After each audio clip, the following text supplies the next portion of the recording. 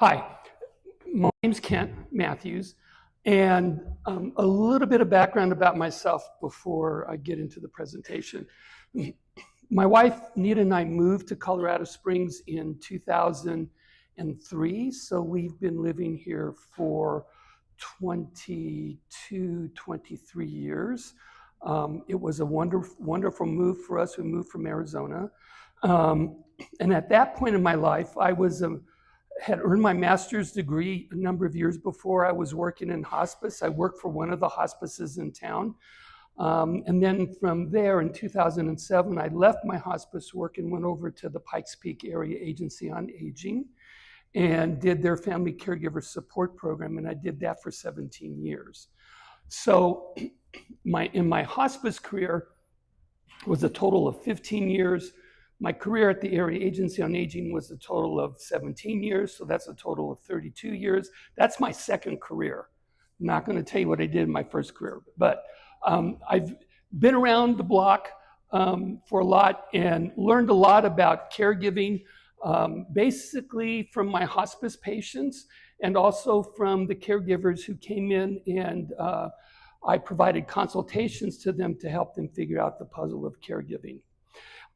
Today's presentation is one that's close to my heart because I struggle with this one all of the time. And I've learned in my lifetime that one of the ways for me to begin to put into practice in my life things, it's best for me to teach that. And so one of the things is you'll be hearing me saying a lot of things. A lot of times I'm talking to myself. And I'm reminding myself, okay, there's a little voice going, okay, Kent, yeah, you said that, you gotta, okay. So I'm giving you wisdom, but I'm also reminding myself of what I need to do in my own life as well. So, quote by Carl Jung, "One cannot live the afternoon of life according to the program of life's morning. For what was great in the morning will be of little importance in the evening, and what in the morning was true will at evening become a lie." And then Seneca, who's a Native American chief on the Northwest, one of the Northwest tribes, "Nothing is more dishonorable than the old, heavy with years, who have no evidence of having lived long except age." That one I take to heart. And then the last one by Bruce Feiler, "A life quake is a forceful burst of change in one's life that leads to a period of upheaval, transition, and renewal." And that's what we're going to look at today. Those life quakes, those life disruptors that create the upheaval, transition, and what we do with all of that. So, Early cultures, basically Native Americans, indigenous cultures, saw life as a circle, not a straight line. And the reason I'm sharing this is because when I ran across that when I was reading some material, and it was like the light bulb went off, and it changed my perspective about how I view life. And the reason that that's important is because if you view life as a circle, where you start is also where you come back. And Native Americans knew that when you were born, that there was a period of your life where you needed to be cared for, like because you're a child. And so you need to be brought up. You need, all of that caring that we do, they did as well. And that's that starting point. And then you go around, and then when you start to come back to the start point, when you are old, you need help again. You need support. You need people in your life to help take care of you, provide for you, all of that. That's the thing that we have lost in our society because we see life as a straight line. And we've also lost it in this society because we have the value of I'm independent, self-sufficient, I don't need your help, thank you very much. And I had a number of my hospice patients who made the living at the end of life more complicated because they were stuck in that value of I'm independent. I'm pissed because I have to have somebody help me go to the bathroom. I'm pissed because I can't make my own food. I'm pissed because I can't go out and shop whenever I want, and somebody has to bring in the food and somebody has to cook for me. That independence will bite you in the butt. And that's part of the underlying theme of the whole presentation. European culture saw life in stages. Shakespeare's 7 stages were infant, schoolboy, lover, soldier, the shrunken, second child, sans teeth, sans eyes, sans everything. So that last part, the sans everything, sans teeth, sans eyes, sans everything, he's talking about old age. Okay? But he saw life as a line. And how many of you remember the author Gail Sheehy? And so a little bit of trivia quiz. The first book that gave her the most prominence, you remember what that was called? Passages. Exactly. And Passages was, again, following the European lifestyle. Life is in stages. You go through passages. Okay? You go through this passage, and then you go through this one, and then you go through this one. And you have to go through all of those. But thinking in that straight line is also very limiting in terms of emotionally and psychologically and mentally coping with the chaos of life. Because life in reality is chaos. Life is not predictable and it's not linear. I have every now and then, and I was thinking about this and I should have put it up as one of the graphics, but I didn't. But on my Facebook, I will see a meme and it has 2 pictures. And one shows a line, with a stick figure down at the bottom, there's a mountain, and it shows a straight line going up, meaning that's what we think life is about. We're going in that straight line. The picture right next to it says reality, and it's a scribble. It's chaos. You can't tell where, it's hard. I've tried this. To follow the line, okay? Because it's all mixed up, it's all jumbled. That's the reality of life. It's not linear, it's confused. The other thing is that change is a constant in life, but it occurs not when something new begins. You can't get something new. What do I do with it? Oh. As long as you're holding off to what is real or whatever you have, you're not going to get anything new. Why? Your hand is full until you drop. Okay? Change begins when something old falls apart. And I'm stressing that because over the years, I've had caregivers, I've had hospice patients who struggle so hard to hang on to the way it was. And by doing that, they are no longer living because they're trying to keep something that is not possible to keep.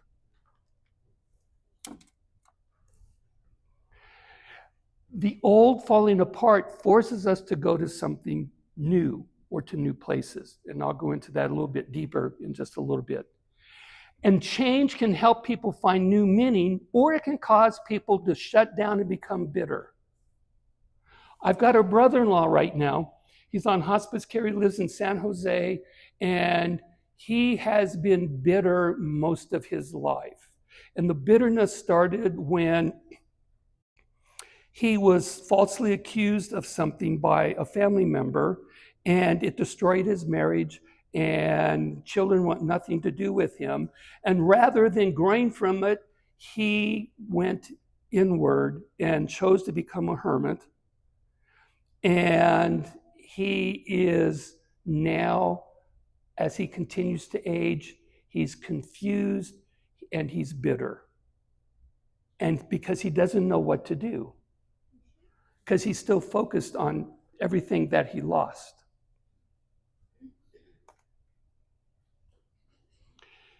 Change his life.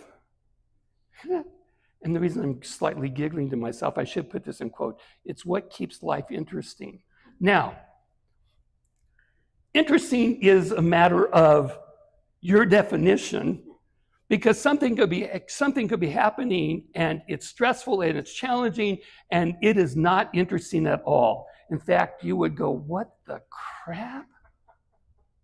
Why? But change teaches us also that the control that we crave is an illusion. The control that I crave, the routine that I go through day after day after day, which calms me and gives me comfort and reassurance, that's an illusion. Because, and I've been thinking about this lately, I could easily, something could happen and I could find myself on the floor because I just had a stroke. Now what? That routine is gone. And depending on the severity of the stroke, it might be permanently gone and I'd have to develop new routines and in a new way to cope with life. Change is a process of moving from a state of doing to a state of being through initiation rites. We're going to go into this a little bit deeper, but Jung and Father Rohr talk about basically two stages of life, the doing stage and the being stage.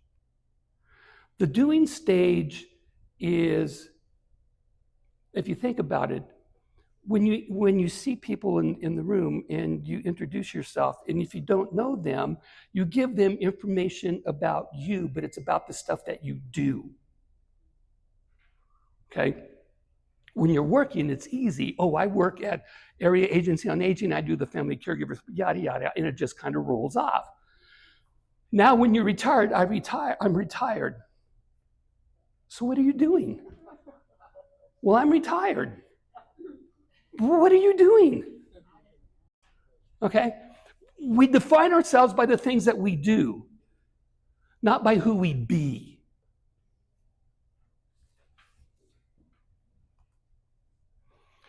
Talked about that. So stage one is characterized by doing and having control. That's why we do. The goal for our doing is it gives me control over my life.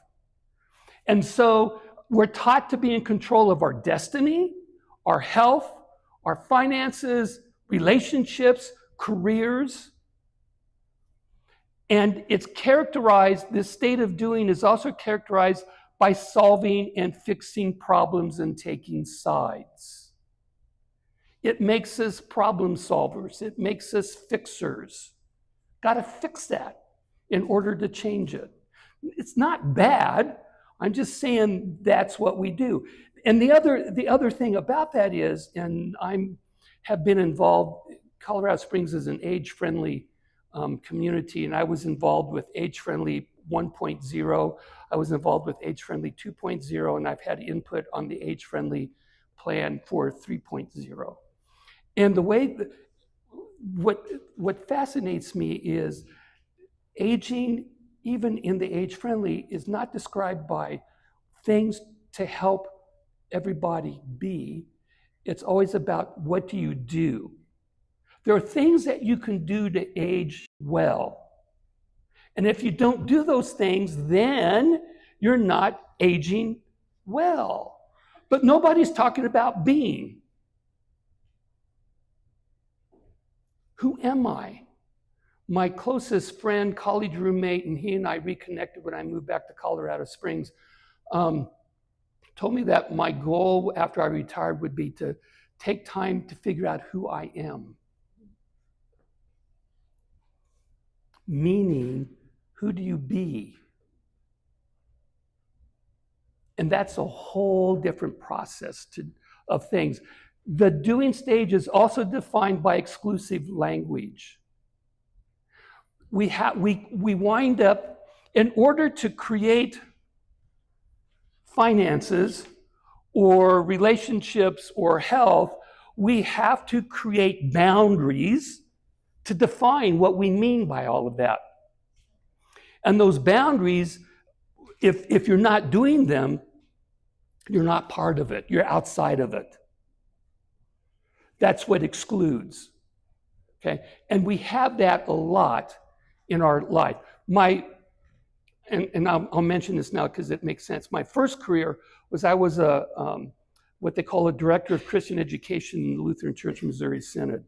I was responsible for the education in a specific church from cradle to grave, along with the youth ministry, is the best way to describe it.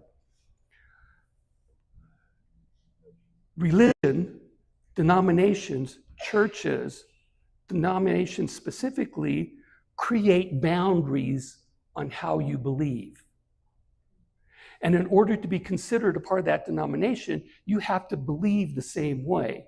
If you don't believe the same way, you're not in that group. Okay? And that's what exclusive language is. And everything in the doing state of our life is defined by exclusive language, because it defines, are you in or are you out? And it's either or thinking. It's good or it's bad. It's black or it's white. It's up or it's down. The thing about either or thinking is what's here in the middle. My work as a social worker taught me rather quickly, going back to it's either black or it's white. What's in between is a lot of gray, where you could have gray that's almost black, and you could have a gray that's almost white. All the variations in between. But either or language makes it difficult for us to see the gradients, the differences, all of that in other people. Because we look at somebody in either or language, we have a tendency, our brain is thinking, which group do I put you in? Without sitting down and really talking to them and finding out who they really are. Stage 2 of life is about giving up control. It's about being rather than doing. And when I talk about this, and when I'm thinking about it in my own life, it's very difficult because I have been trained to think so deeply in the doing language that it's very difficult to think about being language. It's not easy for me to describe it or talk about it. So if it sounds a little nebulous, I apologize for that. I'm still learning ways to talk about the state of being better. One of the things about the being state is it's unlearning rather than doing.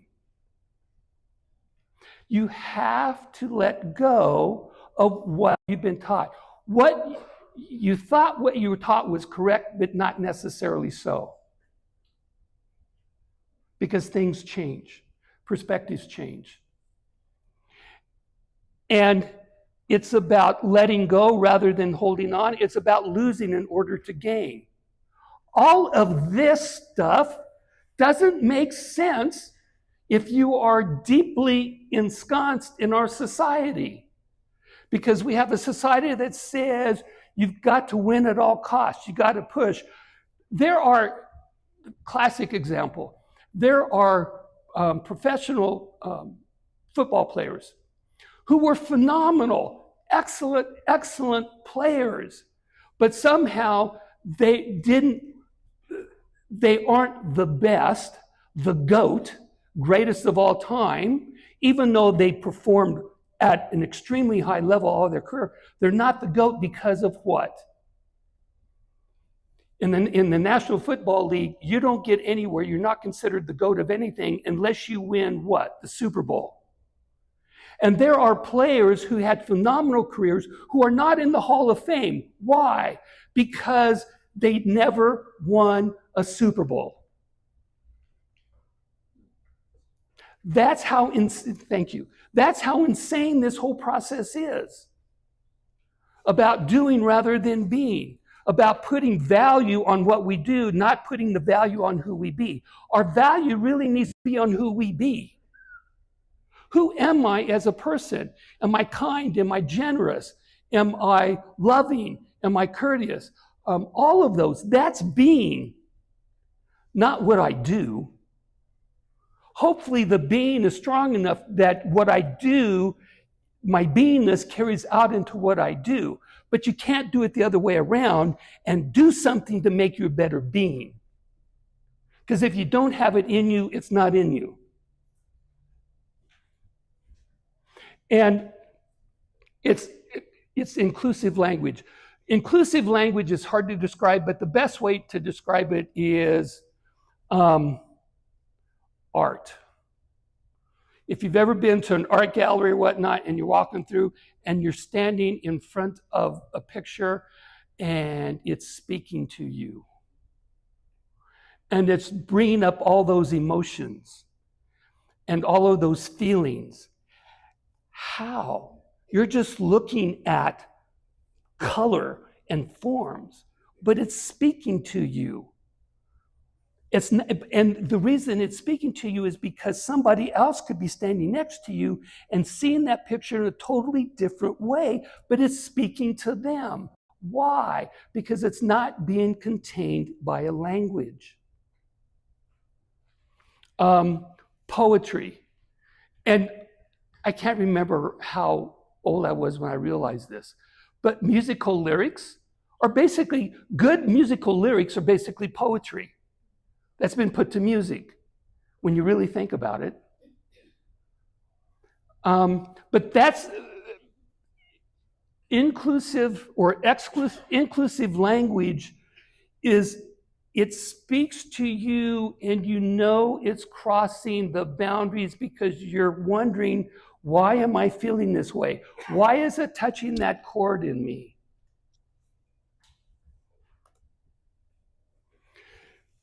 So, movement from the first stage to the second stage is not related to age.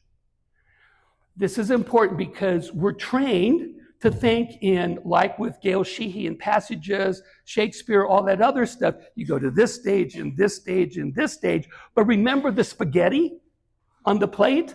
Okay, that's movement from the first stage to the second stage. I've seen 3- and 4-year-olds who are in a better state of being than an 89-year-old. Than the grumpy old man who's saying, get off my damn lawn. It's not related to age, but how one experiences and processes life events that disrupt. And I'm sure all of you have had people in your life who no matter what happens, they just keep sailing right along. And you're like wondering, how are you doing that? That would just be utterly destroying to me. And then you've had other people, they're what I call the drama kings, the drama queens. Because they take the disruptor and they just blow it out of proportion. But when they do that, they get stuck. Because that's how they're identifying themselves. They're not letting go. A disruptor is an event or experience that interrupts the everyday flow of life. And a disruptor brings change into a person's life, creating a period of upheaval, transition, or renewal. Colin, do you want to? So, I've got, I think, 25. There might be enough. So, Colin's going to hand out a sheet, and it has life disruptors on them. Before I go to the next slide, the average person goes through one disruptor every 12 to 18 months. So when you get the sheet, look at it. If you want, you can take your pen or your pencil and you can just mark off the ones that you've gone through.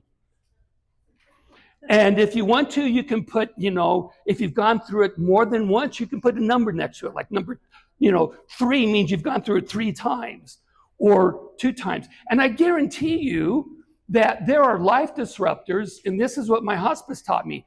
There are life disruptors that you will experience again and again and again. Why? Because we have a universe, we have a creation, we have a God, whatever term you want to use, who is very grace-filled and mercy-filled. Meaning, the disruptor comes along in your life, and you choose to not grow from it. Say, no, I'm not doing that. God, the universe, whatever says, okay, no problem. And then years later, a similar problem comes back, kind of like the first one, a little bit different, but it's kind of like the first one, but it's a second one. But the level of intensity has gone up. First time it was down here. Second time it's up here. And you're dealing with it, and you go, no, I'm not going to deal with it. No problem. And then several years later, another issue comes, and you're going, this just seems really familiar, but the intensity is a little bit higher. And the question is, are you going to let go and grow and allow yourself to be and deepen yourself and mature yourself as a human being, or are you going to hang on to the doing? And so what I saw in my hospice career was there were a number of hospice patients who dealing with their mortality was the ultimate life disruptor. Because God in the universe had been saying, here, they would say no. Here, they would say no. Here, they would say no. Here, they would say no. And finally, it's like, you have a chronic illness, you have 4 months to live. Now what? And I saw hospice patients who still, even with that, chose to hang on and made the whole living process more difficult than what it needed to be. Because they still were saying, nope, not going to do that. I'm going to hang on to everything.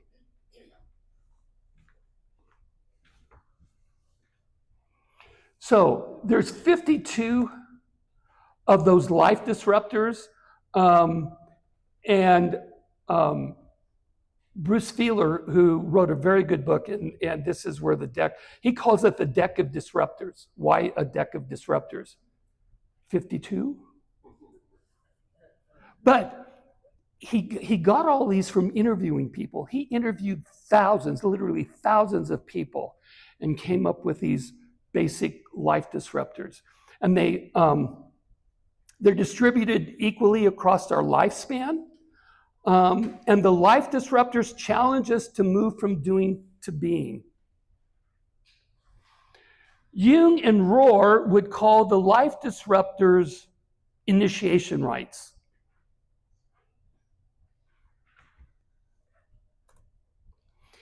Initiation rites in ancient cultures were common, especially in indigenous people, the Native Americans. They would have initiation rites, both for the women and the men, the girls and the boys. They would have their own initiation rites. And for the boys especially, their initiation rites were the ones where they went out into the wilderness 3, 4, 5 days. And in many times, their physical life could be threatened by the initiation because of what was going on. But the purpose was for them to completely strip themselves of tribal traditions, culture, and just expose themselves and have this, what some might call a near-death experience or awareness, and have a dream. And in that dream, they would be shown their next part of their life, but they would also be given a new name. And they would come back into the tribe with that new name and with those new responsibilities. We don't have a whole lot of initiation rites in our society, not ones that we willingly choose. And the ones that we do have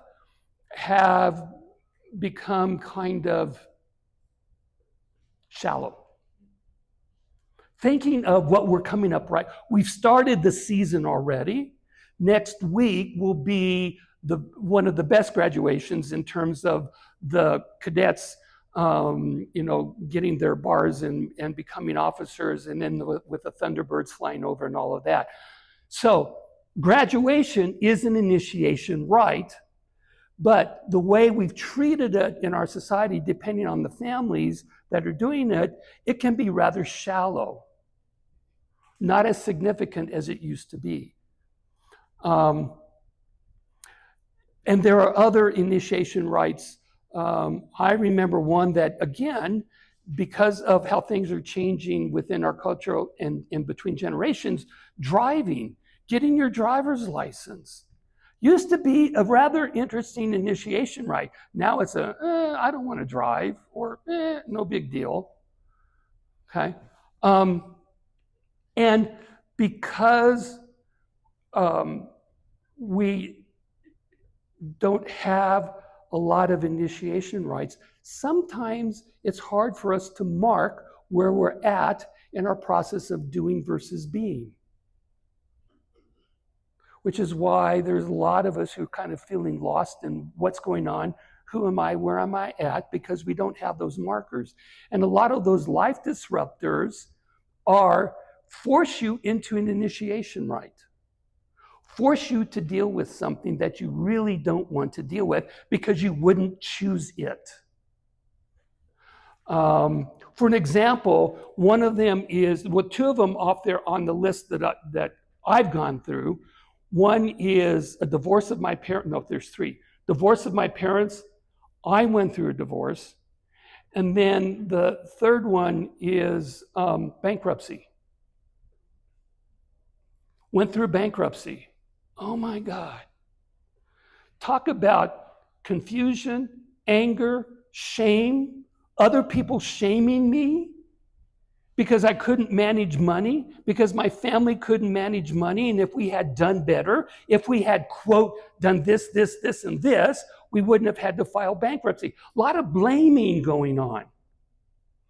And that's what we do in our society, is we don't realize that it's initiation rite. And so a lot of times, because we're in the state of being, we're looking at how poorly did you follow the rules of the game, and there's a lot of blame and shame and guilt that's laid on the person for going through that, when it's absolutely unnecessary.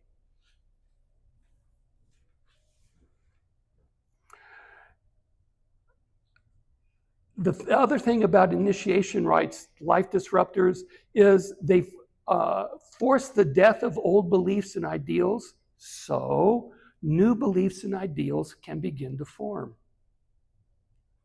One of the things that I learned the hard way by going through the shaming and the blaming and the guilt of the divorce and the bankruptcy is it forced me to reevaluate who I am.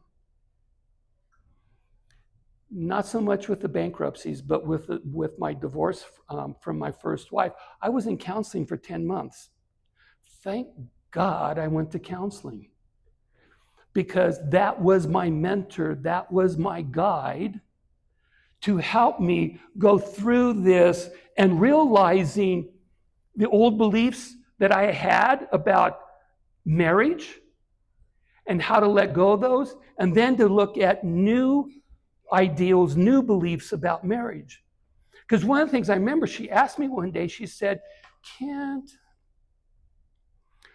back in the 1800s, what do you think when the marriage is going bad? How do you think they handled it? I said, I don't know. And she said, it was very common for the man to just abandon the family and go west. Yeah, that is west. To go west and just abandon the family. There was no formal process of divorce. There was abandonment and other things, but there was no process for divorce. And then she said, she made some comments about shows like Leave It to Beaver and, what are some of those other family shows from the 50s? So there was Leave It to Beaver, Father Knows Best, which idealized what? The nuclear family, the husband, the wife, and 1 or 2 or 3 kids. Okay? And she said, that is totally unreal. But that's what was being held up a lot. Okay? So, initiation rites, yes, they're painful. Yes, they're hard. But we need to go through them if we are to change and let go of the old beliefs in order to craft new beliefs, new insights, new understandings of who we be. And they can feel like a life or death situation. And the best examples of initiation or disruptors in nature, one is the caterpillar to the butterfly. Now, have you ever logically thought, I've never taken a chrysalis apart to see, so I really don't know, have not talked to a botanist or whatnot to really know. But my assumption is that process of going from a caterpillar into a butterfly is messy. It's got to be messy inside that little chrysalis. It just has to. And then the other is a seed into a plant.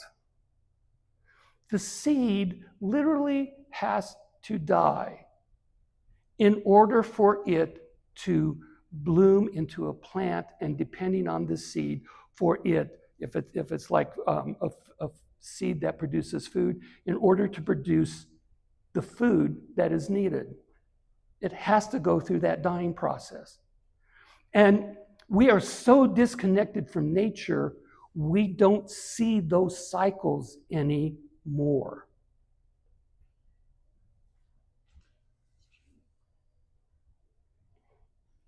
And then many of our society's initiation rite disruptors are not deliberately chosen. That's a given.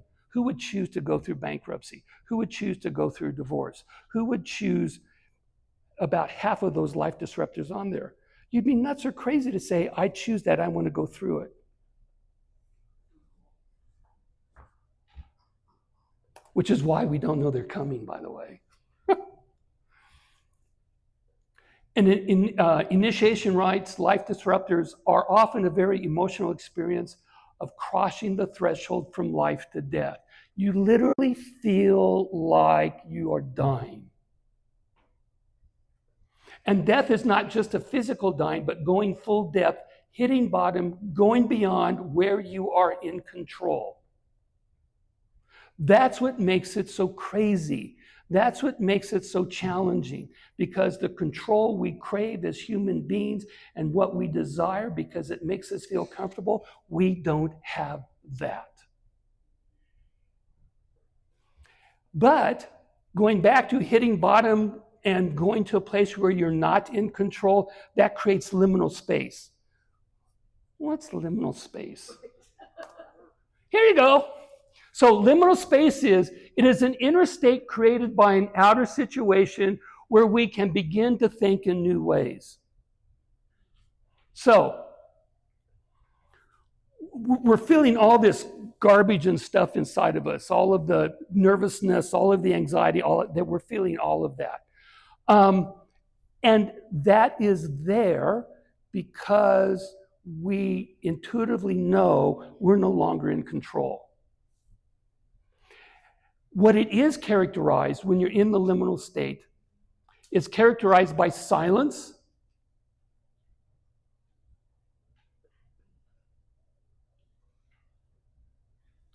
It's characterized by solitude. It's characterized by fasting, emptiness, doubt, anonymity, and lack. Which is very difficult for us in this society because we live in a society that teaches us you have to be rich, and if you're not rich, there's something wrong. You didn't do something right. Mystics call liminal space God's waiting room. That's the best way to think. Forget about the term liminal space. You can either use God's waiting room, or you can use the term Native Americans gave it, which is crazy time. Because you really feel like you're going crazy.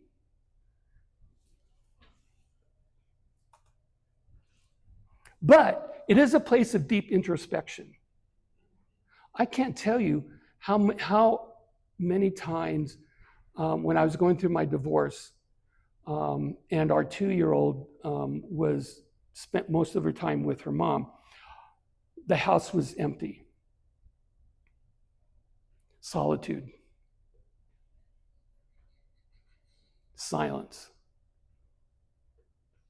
What do I do with that? But it's also a place that prepares us for the turning point in our lives where change can become possible. And moving out of liminal space requires that we undertake one or several different tasks of transformation. So, this is where it gets confusing. Liminal space strips us of our doingness. And we're in this place of solitude, quiet, confusion, angst, whatever words you want to put on it. But yet we have a task, and that's my subtle way of there's something to do to reorder our life. So far what we've talked about is order. And then something happens, life disruptor comes, multiple life disruptors come, and it forces us into the next part, which is the disorder. And that's like, what is going on? I have no idea, and you're confused. You don't know what the next steps are, all of that. And by the way, when caregivers would come into me at the Area Agency on Aging, and I was providing consultations, and they had been caregiving, what the major question was, what do I do? I don't know the next steps. I don't know how to get out of this. I don't know how to fix this. I don't know how to cope. And so the consultations are a mixture of, these are the places you can go, these are the things to think about doing, but this is also, I also provided a lot of emotional support. Yeah, it feels like crazy time because you're trying to take the disorder that was created in your family because you're caring for a family member, and you're wanting to put it back, and a lot of times, the questions were, how do I get back to here? My goal was saying, you're never getting back to here. You can go from here to here, but you're not going back here. So what are the things you can do to begin to help do that? But then the other is, the caregiver would say, why is this so hard? Well, it's because the family member they were taking care of was insistent on staying back here. And it's hard for you to dance with another person and dance well when your partner doesn't want to dance. Or your partner is stepping all over your feet. And you're going, this hurts. Yeah, it hurts. Because they're not willing to dance with you. So how do you do that? You're not the crazy one, by the way, because I understand where you're at, but your family member isn't helping you get from the disorder to a good state of reorder because they keep trying to pull you back over to here. Simplest way to describe it. And people who If you have been a caregiver, if you're currently a caregiver, I've just put in a nutshell what you've probably experienced. If you're thinking about, oh my God, it looks like I'm going to be a caregiver, that's what's coming up. Because the issue is, in a caregiving relationship, it's response. The care receiver, the person you're taking care of, is as much responsible for their half of how well it goes as much as you. You're not there to fix it to get them back here so they're comfortable and happy and everything else. They have, just because they're sick, just because they have a terminal illness, doesn't remove them from the responsibility of continuing to grow as a human being. And I had care receivers in my hospice career who taught me how to be a human being while they were going through the dying process. And for me, the dying process wasn't unconscious and unresponsive. The dying process was, they knew that within X number of months or weeks, they were not going to be in their physical body anymore. But they were teaching me how to live, how to cope, how to be, when everything else was stripped away. And that's the goal of any of these life changes. Because it feels like a death. It is a death, because what we were hanging on to, our identity, has died because it's been stripped away. That's the death.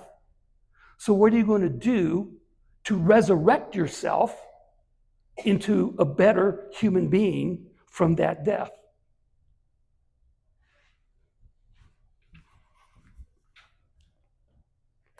So, tasks of transformation. One of the tasks is harvesting. Harvesting is coming to terms with the past in order to face the reality of the future. In my counseling, my counselor helped me to do that. And I learned some different things about myself going through the bankruptcy, which helped do all of that. But we are using the wisdom of our life experience. And then the other part of harvesting is, once we've learned from our past, we need to use that wisdom to teach others. Which is why I love opportunities like this. What you do with anything that I say is up to you. I'm just trying to impart some life wisdom so that it helps smooth the path that you may be on in your own life. So harvesting is really important. A second task is dealing with failures. The most important thing is seeing the blessings in our failures. And sometimes we can see those blessings rather soon. Sometimes you don't see the blessings until years and years and years later. But there's always blessings that come about from the life disruptors, if we choose to be aware of them and sensitive to that and prepared for it. And they also, by dealing with our failures, it gives us a deepened maturity through adversity. And we find ourselves living life from a new perspective. The facts were the facts, but the conclusions were wrong. Goes back to what I said earlier before. Those traditions, those beliefs that we were giving in our doing state, those were facts. But the conclusions weren't necessarily correct in terms of, they may have been correct for playing the game of doing, but they weren't correct for growing and developing into a human being.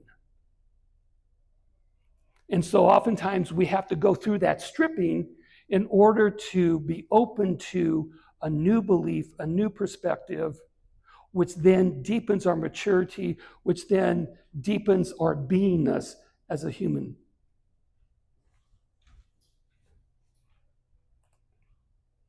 Healing relationships. Forgiving oneself in order to forgive others. One of the things that I realized in my hospice work, I realized at the Area Agency on Aging when I was doing work there, there was, and I often use this with caregivers when it's appropriate, but when Jesus says, love your neighbor as you love yourself, here's the kicker to that. You cannot love your neighbor more than you love yourself, period. And if you don't love yourself, you are only loving your neighbor to as much as you love yourself. So if you love yourself way down here, no matter how good your neighbor is, you're going to love him down here because you can't go higher. It's like if you've ever lived in a place where they have locks, to get you from a lower part of the river to the higher part of the river, and they've got the locks, and the boat goes in, and then it raises you up, and then it opens up, and then you go into the next lock, and it raises you up. Okay, that's this whole concept with love. And the fact that we cannot give more love than what we have. And the only way we can give more love is we love ourselves, which, by the way, is not easy for us to do for those of us who were born and raised in religion and churches in this country. And I'm speaking as a former director of Christian education when I say that, because there's this fear that if you love yourself too much, you're going to become self-centered and narcissistic. So don't love yourself. And that puts a damper on us developing into richer, deeper human beings. And it requires releasing past hurts and resentments. So for me, in terms of healing relationships, my dad was so I was born in the mid-50s, and so that was the style. Think about the style of parenting in the mid-50s and the 60s. The best way to describe it is spare the rod, spoil the child.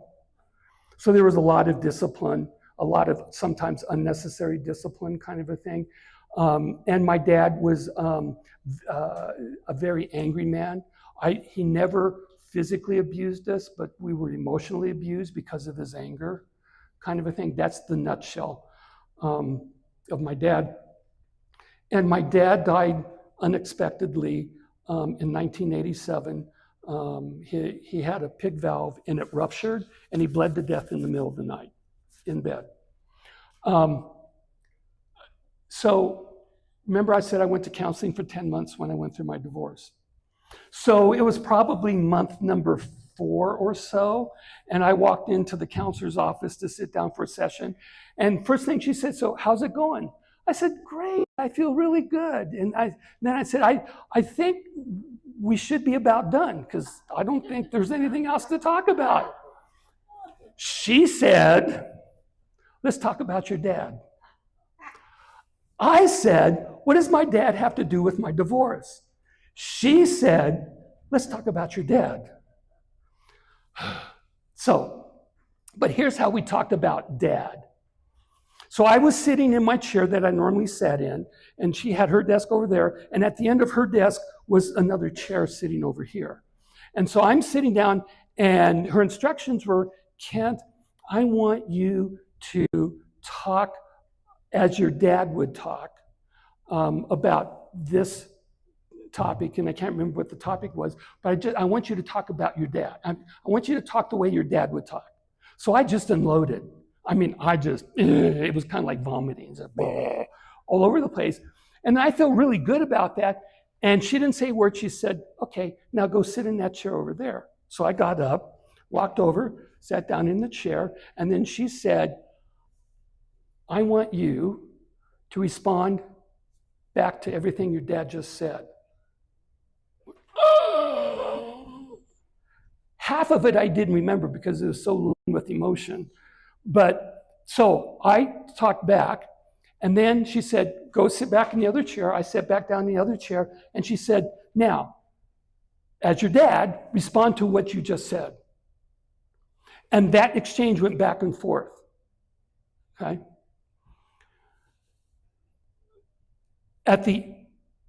Near the end, it was the last time I was talking as my dad. Here's what came out of my mouth. If I had known how sensitive you were as a child, I would have done things differently. I made mistakes. When I heard that come out of my mouth, it felt like the whole universe shifted. Like there was this ripple effect that went into the future, that went into the current time, that also went back to the past. It was very healing, extremely healing. And so it's important for us, in order for us to heal ourselves, we have to release past hurts and resentments. We just have to. My brother has not done this work. He experienced the same thing, and he still has a lot of anger and animosity toward our dad. But it's a task, it's one of the tasks that's important for us to do if we want to mature and grow in wisdom as a human being. Task number 4 is expanding potential. Practicing forgiveness for oneself and for others. I have a lot of work to do on this one. Because even today, and remember when I said a lot of times I'm talking to myself, this is where I'm talking to myself. Because I still am very hard on myself first. And my friends, my wife, those who know me just keep reminding me not to be so hard on myself, which is, it's nice to have those reminders, but it's work that I still need to do. And the other part of that is, the reason it's important is because we need to recognize the interdependence of humanity in the natural world. We have lost the recognition that we are all interdependent.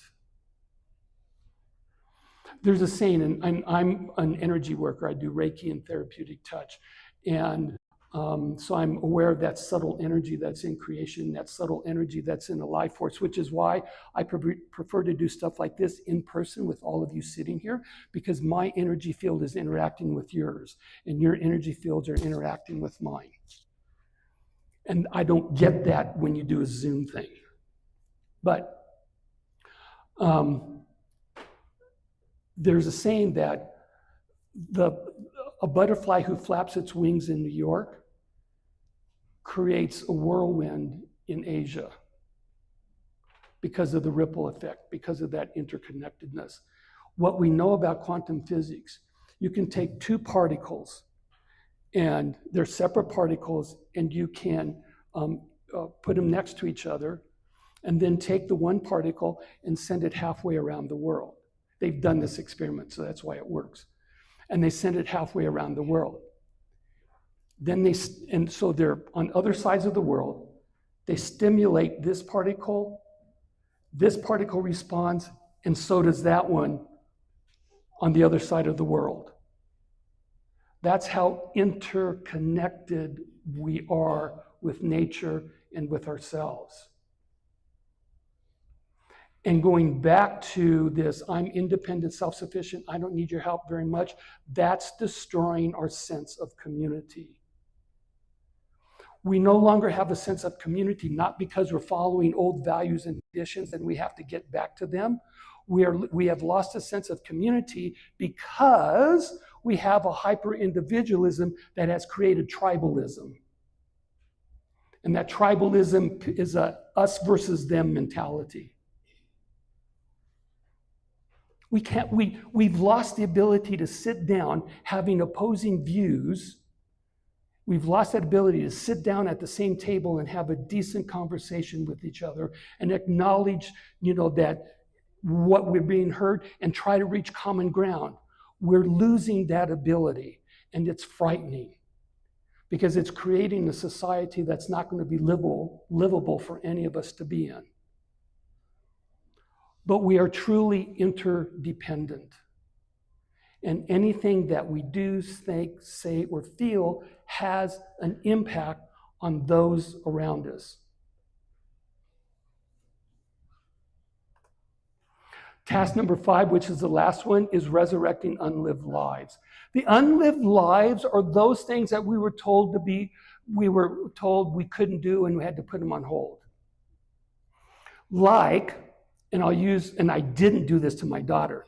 My oldest daughter, 2 years old, if a commercial came on and there was music, she was dancing in front of the TV. She was creating beautiful dances and everything. And she was talking about wanting to be a dancer when she grew up. I could have said, but I didn't, I could have said, honey, you shouldn't do that. You've got to get a job where you get paid so you can take care of yourself. That's what happened to me. Those dreams were squelched.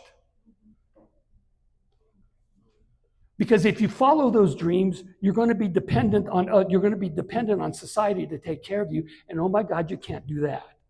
So you got to do stuff to take care of yourself, even if it's stuff that you don't want to do. And so living unlived lives, part of the transformation of when you start to be in this reorder, one of the tasks could be, what did I put on hold? What's my long time dream? I mean, on Sunday, it's a fundraiser for one of the boards I'm a part of, and we're going to one of the paint places, where you walk in and you create your own painting kind of a thing. And I've done that once before, and I'm doing it again because I learned the first time. My wife didn't want to go with me. And why? Because both of us grew up with, you can't paint, you can't do that, you're not creative, all of that. And so we internalize that and let ourselves to believe it's not okay to explore. It's not okay to have fun. It's not okay to risk and do things. It doesn't have to, for me, the mantra is, Kent, whatever I do does not have to be perfect. And I'm still working on that one. But that's living unlived lives. It's acknowledging the artist, the explorer, the student, the teacher, the creative one who needs to get out. And that's part of being stripped, because you've got to let go of stuff in order to hear that it's okay to explore that new stuff that your soul really wanted you to do. And then our task with this part is to give our soul, our being, permission to explore and live our deepest desires. Stop the tape of no, you can't do that. No, you can't follow your deep desires because it's selfish. You've got to take care of this person or that person or whatnot. Put those tapes on hold so you can live your deepest desire. And the transformation roles, so the tasks of transformation were those 5, but that leads to roles. Being a mentor, teaching life lessons. I wrote my autobiography, and I need to get it published, and I'm exploring ways to get that done. And by the way, the reason it's not really done yet is because my perfectionism is getting in the way, and I'm fearful of risking and asking questions about what's the next step and all of that. Anyway, I'm working on it, but when I was writing my autobiography, what I realized is in my high school years, junior high, high school, young adult, I was blessed with mentors. Even when I was a new social worker working hospice and didn't know what the crap I was doing, I had mentors who were very important task. And going through the order, disorder, reorder, you may find yourself being placed in a role where you can be a mentor for people.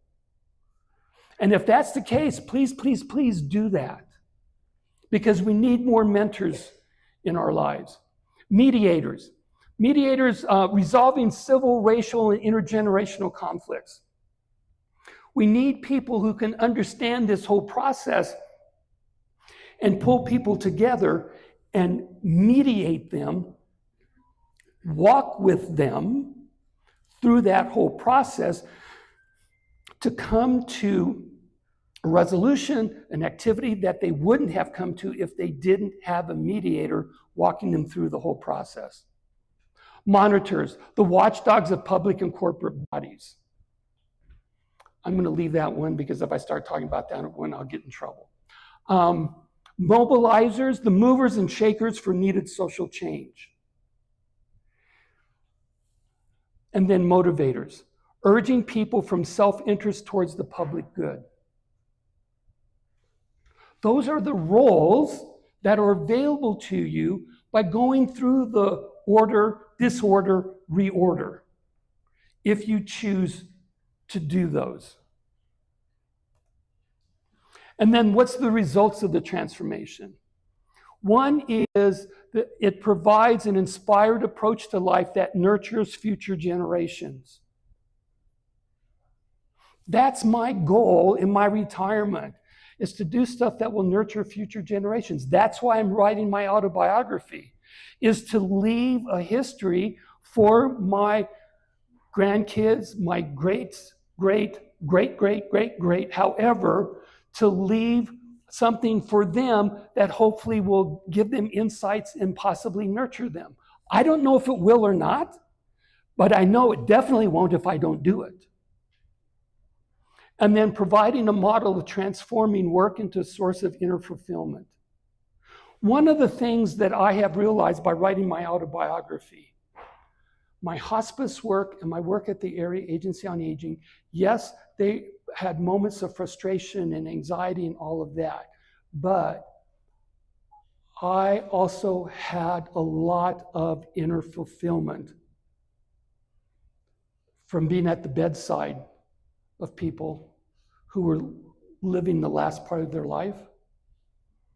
Also had a lot of transformation and blessings from caregivers who I could see what I said. It was like the light bulb went off, or they understood better what was going on, which then gave them the strength to continue to do what they were doing. So I have been blessed with a lot of inner fulfillment. This gives me inner fulfillment.